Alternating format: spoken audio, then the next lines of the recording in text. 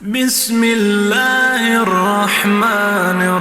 الرحيم. قل أوحي إلي أنه استمع نفر من الجن فقالوا إنا سمعنا قرآنا عجبا يهدي إلى الرشد فآمنا به ولن نشرك بربنا أحدا وأنه تعالى جد ربنا ما اتخذ صاحبة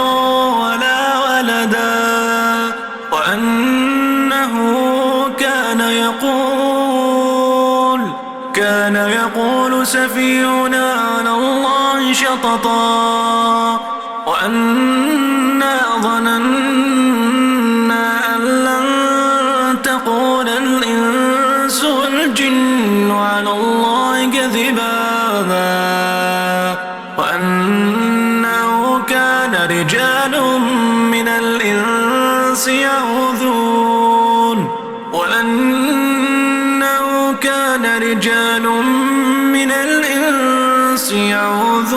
برجال من الجن فزادوهم رهقا وأنهم ظنوا كما ظننتم أن لن يبعث الله أحدا وأنا لمسنا السماء فوجدناها ملئت حرسا شديدا وشهبا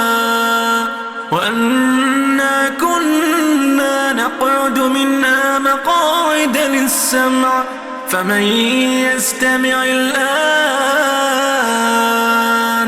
يجد له شهابا رصدا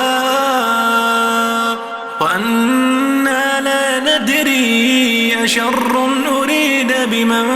في الأرض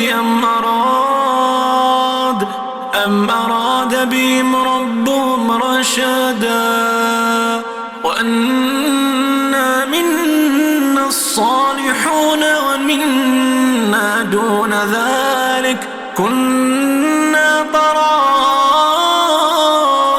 قددا وأنا ظننا أن لن نعجز الله في الأرض ولن نعجزه هربا وأنا لما سمعنا الهدى آمنا به فمن يؤمن بربه فلا يخاف بخسا ولا رهقا وأنا منا المسلمون ومنا القاسطون فمن أسلم فأولئك تحروا رشدا